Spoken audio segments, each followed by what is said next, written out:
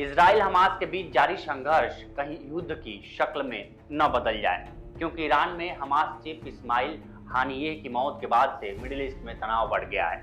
इस बीच अमेरिकी media house Axios ने अमेरिका और इजराइल के अधिकारियों के हवाले से दावा किया है कि ईरान इजराइल पर 5 अगस्त को हमला कर सकता है। खतरे को देखते हुए अमेरिका ने मिडिल ईस्ट में अपने हथियारों की तैनाती बढ़ा दी है। साथ ही इजराइल की मदद के लिए अमेरिकी सेंट्रल कमांड फोर्स के चीफ जनरल माइकल कुरेला तेल अवीव पहुंच गए हैं। अमेरिकी रक्षा विभाग पेंटागन के मुताबिक मिडिल ईस्ट में तैनात अमेरिकी सैनिकों और इजराइल की रक्षा के लिए नए फाइटर जेट्स, स्टारडॉयर्स और एयरक्राफ्ट कैरियर्स भेजे जा रहे हैं। हालांकि इससे पहले इजराइल के प्रधानमंत्री बेंजामिन नेतन्याहू और अमेरिकी राष्ट्रपति जो बाइडेन के बीच तीखी बहस की खबर है। बताया जा रहा है कि दोनों के बीच हानियेह की हत्या के बाद टेलीफोन पर बातचीत हुई थी। टाइम्स ऑफ इजराइल के मुताबिक इस दौरान बाइडेन ने नेतन्याहू से कहा कि मेरे साथ बकवास मत करो। अमेरिकी राष्ट्रपति ने नेतन्याहू से हानियेह की हत्या की टाइमिंग पर सवाल किए। उन्होंने कहा कि इससे सीज फायर की कोशिशों को बड़ा झटका लगा है। बाइडेन के सभी आरोपों को नेतन्याहू ने खारिज कर दिया। बाइडेन ने नेतन्याहू से कहा कि वे अमेरिकी राष्ट्रपति की अहमियत को कम न आंके। रिपोर्ट्स के मुताबिक इजराइल ने हानियेह को ईरान में मारने की प्लानिंग की जानकारी अमेरिका को नहीं दी थी। वहीं ईरान के इस्लामिक रेवोल्यूशनरी गार्ड कॉर्प्स ने 3 अगस्त की शाम को बताया कि हमास चीफ हानियेह को शॉर्ट रेंज मिसाइल फायर करके मार गिराया गया था। इस मिसाइल में 7 किलो विस्फोट लदा हुआ था।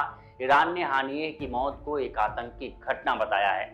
IRGC के बयान में कहा गया है कि यह मिसाइल हमला इजराइल ने कराया है। अमेरिकी सरकार ने भी इसका सपोर्ट किया है। हानियेह जिस गेस्ट हाउस में रुका था उसके बाहर से ही यह आतंकी ऑपरेशन चलाया गया। हानियेह की मौत के दिन हमास के प्रवक्ता और उप प्रमुख खलील अल हया ने भी कहा था कि तेहरान में जिस घर में हानियेह ठहरे हुए थे उसे सीधे रॉकेट से निशाना बनाया गया, जबकि कई मीडिया रिपोर्ट्स में दावा किया गया था कि हानियेह को बम धमाका कर मारा गया। बम को ईरानी गेस्ट हाउस में 2 से 3 महीने पहले ही फिट किया गया था। इसमें ईरानी इंटेलिजेंस अफसरों की भी मिलीभगत शामिल है। ईरान ने इस मामले में अब तक 24 लोगों को गिरफ्तार किया है। इसके बाद ईरान ने दोहराया है कि शहीद हानियेह के कत्ल का बदला लिया जाएगा। दुस्साहसी और आतंकवादी यहूदी शासन को सख्त सजा मिलेगी। IRGC ने कहा है कि सही वक्त और जगह पर हम बदला लेंगे।